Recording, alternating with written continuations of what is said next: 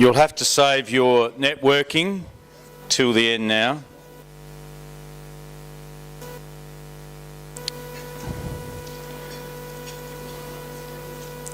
Selective breeding. High-producing camels are valuable to breed from, however their reproductive efficiency is quite low. The techniques of artificial insemination embryo transfer are therefore useful tools to increase the production rate of genetically superior animals for high milk production. These challenges will be discussed by Dr. Lulu Skidmore, Scientific Director of the Camel Reproduction Centre, Dubai. Dr. Skidmore joined the Camel Reproduction Centre in 1991 as a postgraduate research student and successfully completed a PhD entitled Reproduction in the Dromedary Camel from the University of Cambridge in 1994. Subsequently, she has remained as Scientific Director of the Camel Reproduction Centre in Dubai, leading a team of scientists covering all aspects of camel reproduction, including embryo transfer and hybridisation of new and old world camelids. I'd like to thank Dr. Lulu Skidmore, who's flown over from the UAE to join us. Dr. Skidmore's talk is entitled Selective Breeding and Artificial Insemination for Improved Mild Production in Camels. Would you please join me in welcoming Dr. Lulu Skidmore?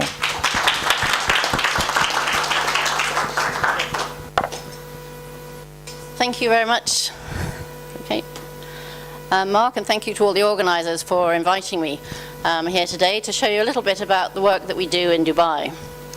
Now I'm going to be talking about selective breeding, and that might be a little bit down the line, you might feel, before when you haven't even started your milk production, or the milk production industry here is in its infancy, but it's something that needs to be seriously considered.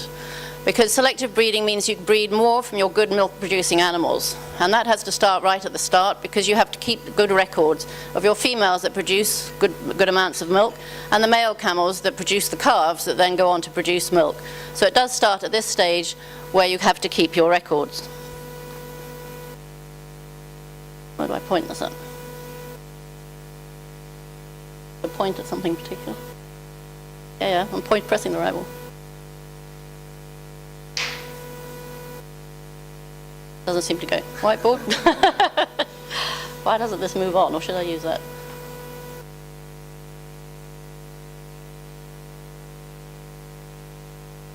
Okay, that's all right. Yeah, I'll stand a little bit this way, then we can do that. Okay, so we know that camels have many uses. They can be used as pack animals, they can be used as riding animals, they can be used for milking, we're going to talk about, and they can always be used as draft animals. In the Middle East, however, they're used mostly for camel racing and for the dairy industry. Now, camel racing, they now use little robot jockeys, which are basically a little Black & Decker drill dressed up in colours, sitting on the top of the camel, and it has a little whip in its hand which may or may not hit the camel when it's been whirling round. And when the camels set off, the cars follow them round on the inside, and they control those little robot jockeys by remote control from the trainer in the car. Camel racing is obviously a great industry in Dubai. They can win great prizes, from swords, golden swords, to lots of money, to four-wheel drives. So obviously if you've got a good racing camel, she becomes very valuable to breed from. Similarly, the camel industry, the camel dairy industry, is now taking off in Dubai. Camelicious, where Peter Nagy works. He's very sorry he couldn't be here today to tell you a lot more about the dairy than I can tell you. But I know they do milk between 600 to 700 camels a day. They have a herringbone parlour, as you can see here.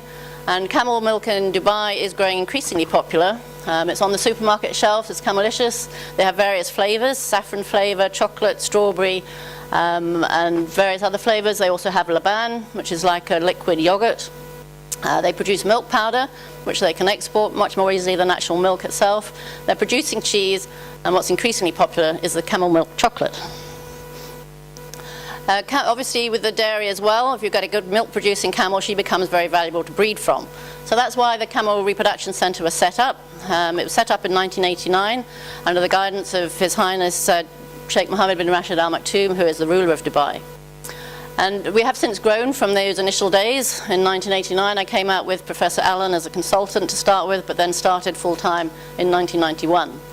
The lab has extended. We've got about 7 or 8 well-conditioned, air-conditioned labs. We have facilities for about 400 female camels, and we have a team of guys, 4 or 5 that work in the lab with me, and the rest of them look after the animals outside. So we had to start right from scratch with some of the breeding behaviour, estrus behaviour of the male and female camel.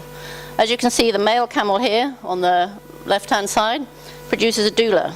The doula is the soft palate at the back of the throat, which they blow out, fill up with air, blow out, and they only do this during the rutting season, supposedly to attract the females. And they also have a pole gland between their ears at the back there, and that secretes a very black, tarry-like substance, which in the wild they'll be rubbing on fence posts, bushes, trees to mark their territory. Now, when camels are put in a pen, male and female camels, we put them in a pen just to see what the estrus behaviour would be like, to see if we could monitor when the female was going to be ready for mating. And as you can see here, the male does a typical, if my background is in horses, and he's doing the typical Stanley-like thing, showing that flamen reaction. The female is straddling her hind legs, urinating, lifting her tail. But in actual fact, that camel was not an estrus. She didn't have any follicles at all in her ovaries. So camels do try and confuse us on their estrus behaviour. As you can see here too, that's the male there chasing the female around the pen. She's playing hard to get. But in actual fact, when we monitored their ovarian follicular development after he was chasing around, she was the one that had the follicle in the ovaries, and she was the one that was ready for mating. So estrus behaviour can be highly variable in camels and rather difficult to interpret. So that's why we use ultrasonography to be able to determine when is the right time for mating your camel. We have a nice Aloka 500 machine here with a rectal probe that we can easily go into the rectum, scan over the top of the uterus and look at the ovaries. Now, camels are induced ovulators, which means they actually only ovulate when they're mated. They're not spontaneous ovulators with a regular cycle. They don't grow a follicle, ovulate it, and then have a period of diestrus before they come into season again. Camels have periods of what we call a follicular wave pattern. And that means each wave starts with a bunch of small follicles that you can see here. One of those follicles will get selected to be the mature follicle, and will continue to grow in size till about 1.5 centimeters in diameter. And that's about the right time for mating your camel. That's an ovulable follicle that will ovulate when the camel's mated and be fertile. So you can see here, if you plot out the growth patterns of those follicles, you have a period of growth, period of maturity, at which point the camel can be mated, and then that follicle, if she's not mated, just regresses in size and disappears. As one follicle is regressing, the other follicle is increasing in size. And so you get this overlap of follicular waves, giving you an interwave interval of about 18 days. So there's about 18 days between each mature follicle, at which point your camel can be mated. Mating occurs in sternal recumbency like this, can take anything up to 20-25 minutes, even longer. And then once the camel's pregnant, obviously with your herd, it's important to be able to tell which ones are pregnant and to take them out of the herd away from the male. And you can tell as early as about 17 days by ultrasound, and you can see here by 25 days, you can see the fluid-filled sac, and the start of the little fetus there is the little white blob. 45 days, the fetus has got bigger. You can see the cord as well. And at 60 days, you can actually make out there's the head, forelegs, hind legs, and the body. Camels, however, only produce one calf at a time, and they take 30 months gestation period, and at one calf at a time, it's pretty reproductively inefficient. They can't produce twins, or if they do produce twins, they're very weedy twins. Their uterus just isn't big enough to produce twins, or to support twins throughout pregnancy. So that means the reproductive efficiency is pretty low. And this is also due to the delay in the onset of puberty. They're quite often 3 or 4 before they reach puberty, which time you can mate them. And then with a long gestation period of 13 months, that means they're going to be 4 or 5 before they even produce their first calf. They have a prolonged period of lactation-related anestrus. That's when they're actually lactating, they're not cycling, so you can't get them pregnant again. And until recently, there's the lack of the use of these reproductive technologies, such as AI and embryo transfer, which would increase the productivity of those particularly good camels. So there's several advantages to using these technologies, and in particular artificial insemination, if you want to increase the productive output of your male camels. So to increase their reproductive breeding efficiency, you collect semen, and instead of that one ejaculate being used on one female, you can use a particular extender and then use 3 or 4 females to inseminate. We can also transport genetic material much more easily than you can transport a male animal. We've been hearing about transport costs and the stress involved and all that sort of thing. But if you can collect the semen, put it in a carrier and export it or transport it in that way, then it's obviously a lot more easy than transporting the animals. And then because the semen is full of, the extender is full of antibiotics, you can actually control disease control, venereal diseases prevented from spreading, and you can help eliminate the behavioural problems. Some of our male camels will mate certain females, and some of them they don't like, even if they are at the right stage of the cycle. So some, as with other men probably too, they will like some females and not others. So there's behavioural problems you have to deal with. Sometimes if they have a disease or like arthritis and something, they can't mount female camels. Again, if you can collect semen from them, then you're reducing their workload and eliminating behavioural problems. You can also keep the semen a lot longer. If you can collect it, there's methods of freezing it and cooling it to be able to store it for long term. And also, if your male happens to die, if you've collected the semen beforehand and can freeze it, then you can use his genetics long term after his death. However, AI isn't just that simple. It's not a question of collecting the semen and popping it in a female. There are certain controls and certain limitations to how to use it. The first problem is training the male for collecting the semen in the first place. Once they're used to natural mating with a female, they take quite a bit of training to get them used to an artificial vagina. The sperm that you collect is low in volume, it's very gelatinous, and therefore has low motility as well. Because of the gelatinous nature of it, it's very difficult to mix with the extender. And you've got to get good mixing to be able to make sure that sperm can survive outside of the camel. As I mentioned before, it's low volume, so unlike cattle semen where you can get hundreds of mils to work with and experiment with, we're talking about anything between 2 to 5 mils. Being normal, and you get a good ejaculate, it would be about 10 mils. So we're talking low volumes here of which to work with. And that means that things like freezing semen, cooling semen have taken longer to be able to produce the necessary methods to successfully freeze semen. And also, as I mentioned earlier, because the females are induced ovulators, you can't go around mating them before you're going to inseminate them, so you have to think of other methods for inducing ovulation. So we know that we can induce mating or ovulation by mating with a vasectomized male, but obviously you don't want to go around vasectomizing your males. And the libido of the male camel is not particularly great, so if you're trying to induce ovulation in a bunch of females, say 10 or 20 females, you'll need a lot of male vasectomized males to be able to do that. You can also induce ovulation by injection of semen or seminal plasma. However, that means you still have to collect the semen, and you have to then collect the seminal plasma, isolate it, and be able to inject it. So neither of those methods are particularly practical. The preferred treatment, therefore, is a simple injection of GnRH, which is gonadotrophin releasing hormone, or HCG, human chorionic gonadotrophin. Both of those will induce ovulation by a simple IV injection, and ovulation will then occur about 36 hours later. However, not all follicles will ovulate, and we carried out a study where we divided follicles into different sizes, less than 1, 1 to 1.9, 2 to 2.9, and greater than 3. And as you can see, the majority of follicles that ovulated are in this group of 1 to 1.9 centimeters. And when we further analyze that data, in actual fact, the right size for follicle ovulation is between 1.3 to about 1.7 centimeters in diameter. So that narrows the window down for the right time for a fertile oocyte to be released to be able to create an embryo. So once we've induced ovulation, we then have to collect the semen. Now, there are various ways of collecting semen, and the first method is by electroejaculation, but this isn't a very popular method.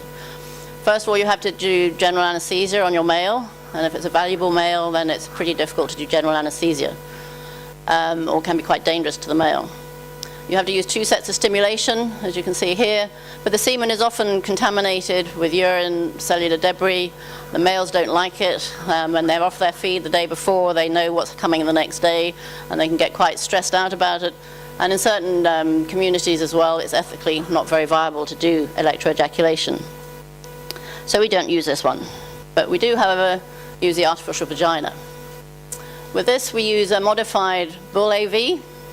Here you can see we put a foam rubber in the end to imitate the cervix, because we know that the camels ejaculate by going through the cervix, and they ejaculate into the uterus.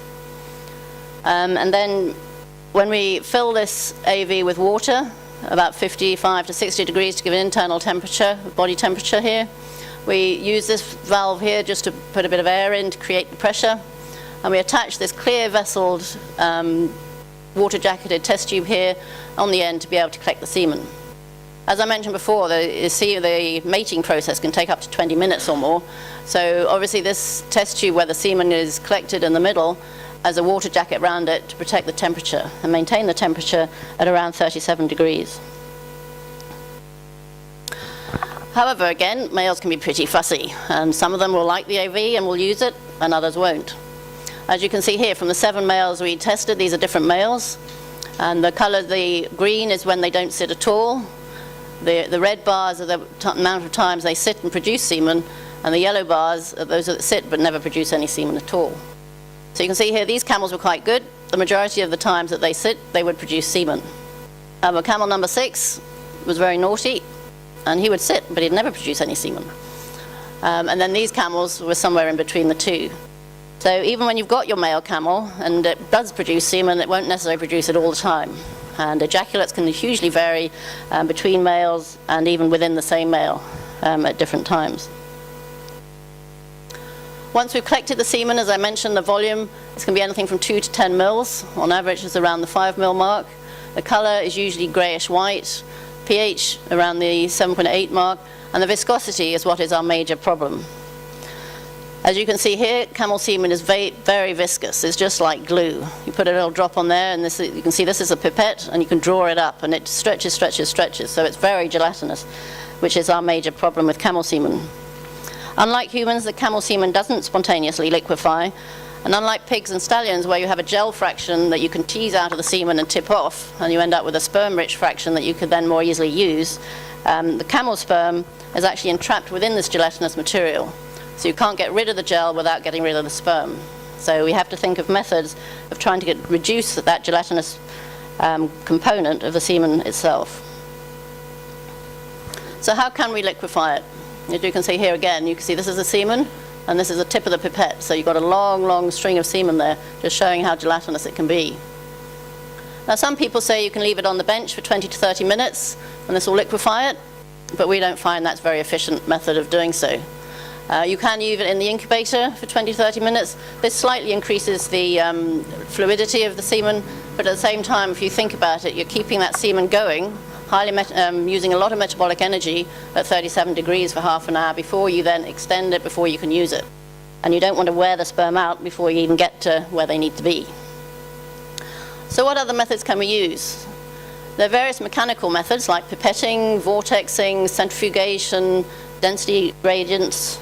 But we find that gentle pipetting with a wide bore pipette is the best way to break down that gelatinous material. You can also use enzymes like chymotrypsin, collagenase, trypsin, papain.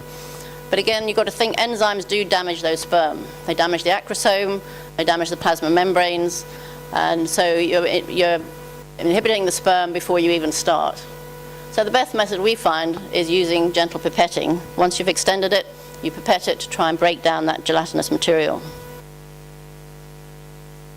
Once we've collected the semen, we have to assess it to make sure that it's all alive and working, and be able to compare between males as to the quality of the semen.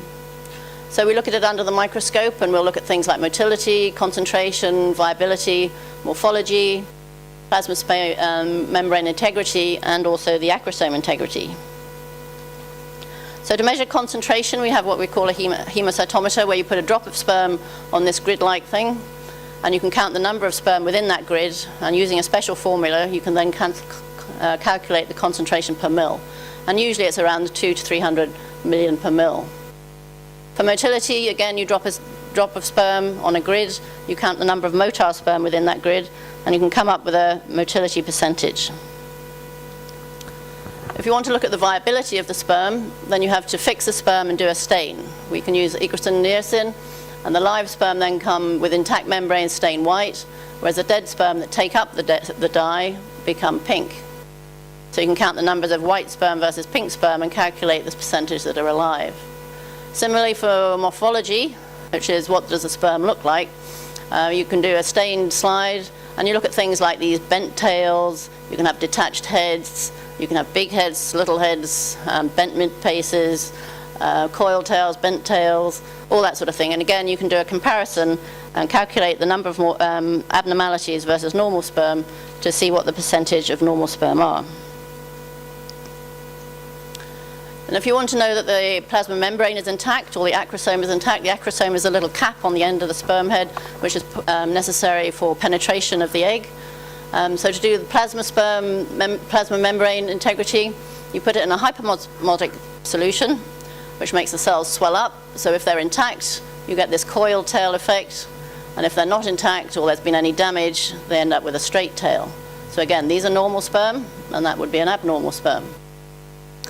To see if the acrosome is intact, which is, as I say, that little cap on the end of the sperm, which is very necessary for penetration, you do another stain and you do a fit cPNA, and you can see that the non-capacitated sperm have the green acrosomes. You can see there. The capacitated sperm have the green little equatorial zone, that little green stripe halfway between the acrosome and the rest of the sperm, and the damaged acrosome doesn't stain at all. So once we've seen what the sperm looks like, obviously the next stage is to extend it so that you've got can preserve its life whilst outside the camel before you get it back into the camel. Now we have tried lots of different extenders, from Lacifos, lactose, green buffer, which is made by IMV. They keep their recipe very secret, but that was actually called green buffer for camels, so in something they've developed it specifically for camels. INRA is another IMV one, which is more on the horse, based on horses, and skimmed milk extenders as well. And as you can see from these results, that it's the lactose and the green buffer which gave us the best results. Lacifos wasn't too bad, but we only inseminated 4 camels and 2 of those aborted, so we've tended to forget Lacifos, and we now concentrate on green buffer, which is more easily available. So once you've collected the semen, you've then got to think of what time do you want to inseminate it.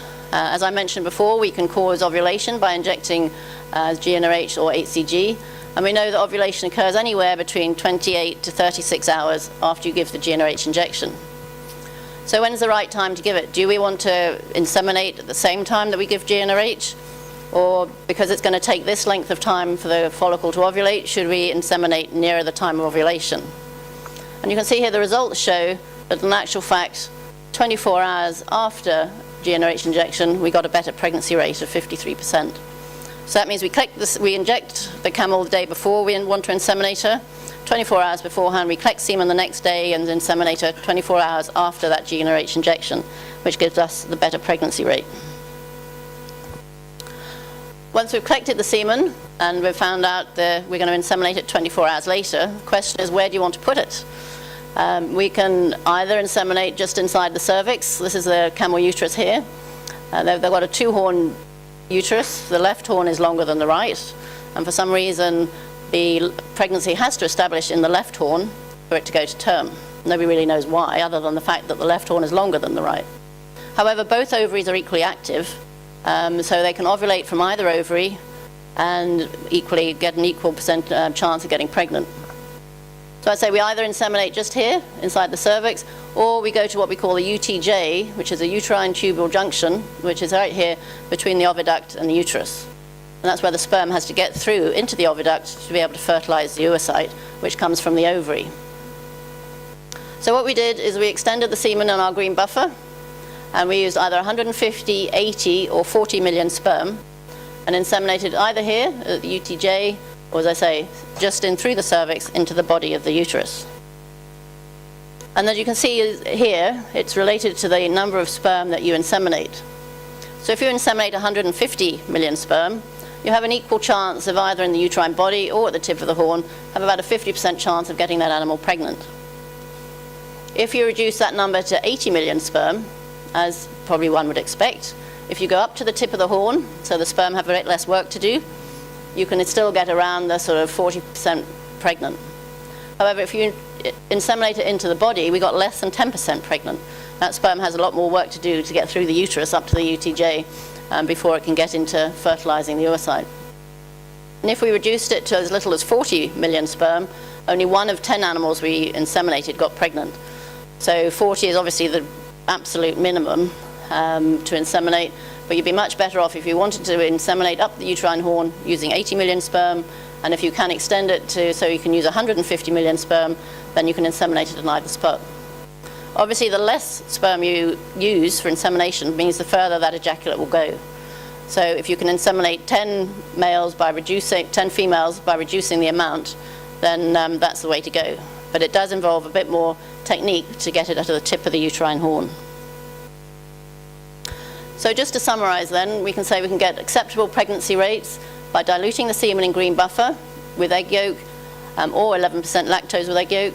We inseminate 150 live sperm into the tip of the uterine horn or the body, and we do it 24 hours after GnRH injection. However, that's all very well if you've got the male and the female in the same place. Quite often you might want to collect semen from one male and then transport it to another farm. And you can't do this by just popping it in the post or driving it in your car miles and miles down the road. If you need to keep it for as much as 12 to 24 hours, then you do need to keep it cool. So in this way you can either place it in a beaker. If you're keeping it in the same place, you can put it in a beaker of water at room temperature and then place that beaker in the fridge. Have a much more controlled way of doing it is use this equine equitainer, which means you can then transport it between farms as well, and even between countries if you can get it there within 24 hours.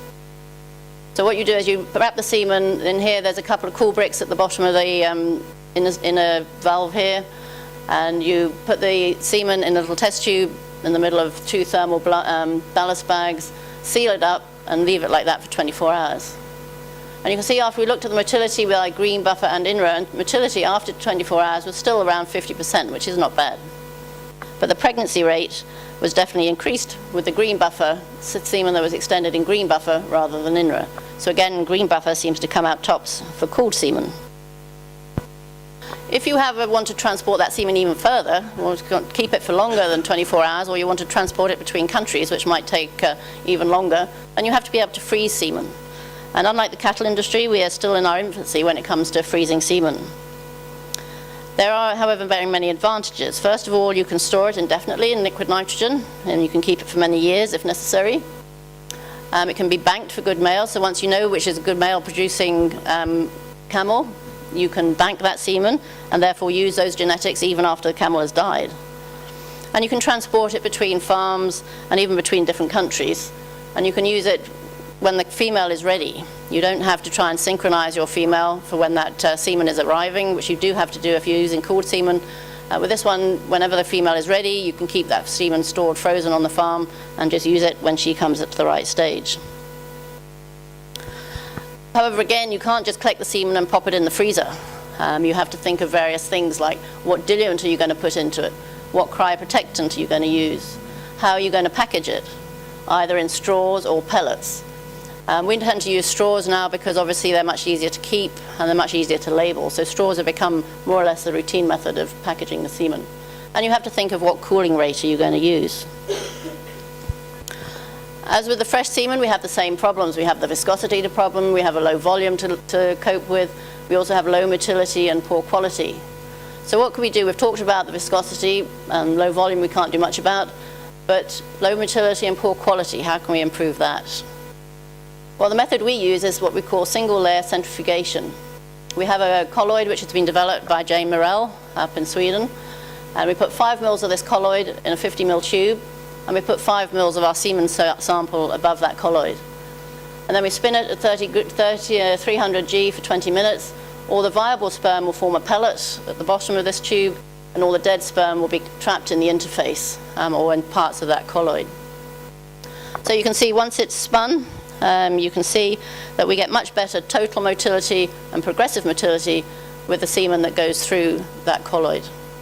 What we do is once we get that pellet, we resuspend it in our green buffer or whatever your buffer of choice, and then we can measure the motility. And as you can see, those that have undergone the colloid treatment produce much better sperm. As we did with the fresh semen, we have to look at the different extenders. So we've used all these different extenders, and as you can see, the green buffer comes out top again at 4 degrees and also at 0 degrees. That means 4 degrees is when you cool it, 0 degrees is when it's immediately post-thaw. With the cryopreservation, you have to think of very different things. You have to think, as I said, the cryoprotectant. The cryoprotectant is the compound within the extender that replaces the water in the cells and therefore prevents ice crystal formation and therefore damage to that sperm.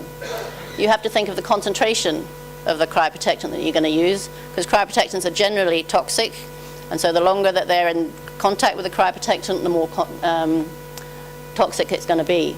And you have to think of the equilibration times that you put it in. With the cryoprotectants, we've tried glycerol, ethylene glycol, methylformamide, and DMSO, and found that the glycerol and ethylene glycol are what come out best. The concentrations, we've tried 1.5 to 3, 6, and 9, and again, the 3% and 6% are what come out best. Equilibration times, we've tried 5 minutes, 30 minutes, or 1 to 2 hours, and they're all pretty much equivalent, but because of ease of management and time, we tend to use 30 minutes. You also have to think about the freezing rates, and the freezing rate is the height at which we freeze the semen in straws above liquid nitrogen, and you have to think of the height above liquid nitrogen gives you your freezing rate. Obviously, the closer it is to the nitrogen, the faster the freezing rate. So we've tried with a rack at 1 centimetre, 5, 7, or starting at 5 and lowering it to 1 centimetre, or starting at 7 and lowering it to 5 centimetres. And again, we find that 1 centimetre above liquid nitrogen gives us the best freezing rate. But it's not only freezing, it's thawing as well. We can have 2 different thawing rates, either at 37 for 30 seconds or 60 for 10 seconds. And we find that the faster thawing rate of 60 degrees centigrade for 10 seconds gives us the better result. So to summarize then, we dilute the semen 1 into 10. We put it over the single layer centrifugation, centrifuge it for 300 G at 20 minutes. We then do a 2-step dilution, where the first extender is green buffer, 20% egg yolk, and we cool to 5 degrees over 2 hours. We then add our second fraction, which is the same as this, but with 6% glycerol, and we dilute it 1 to 1, so that gives us a final concentration of 3% glycerol, and we'll equilibrate for 30 minutes. We then load the straws 5 degrees centigrade and freeze at 1 degree centigrade above, freeze at 1 centimetre above liquid nitrogen, and we thaw at 60 centigrade for 10 seconds. So in summary then, you can find that the fresh semen, our pregnancy rates are 50 to 60%. For cooled semen, our pregnancy rates are about 50%. And with frozen thawed semen, our pregnancy rates are 25%. So further work is required to try and improve these pregnancy rates after the insemination of frozen thawed semen. So is that about right, or should we? Yep, okay. So I would just like to thank the rest of the staff. As I say, these are the guys that look after the camels, in which case we wouldn't be able to do the work we do without their gallant help. And these are the people that help me. Clara here, Clara Mallow is the one that is dealing with all the frozen semen work. She has been working with us now for the last 2 years, and together with Beth Crichton, who comes for 3 months every year, they've been in charge of the semen work. And Murin Herod here, he's the one that's working with us on freezing of embryos. We haven't had a chance to go into embryo transfer, which is the female equivalent of trying to produce more of your better animals, but I'm happy to talk about that to anybody that's interested afterwards. Thank you very much.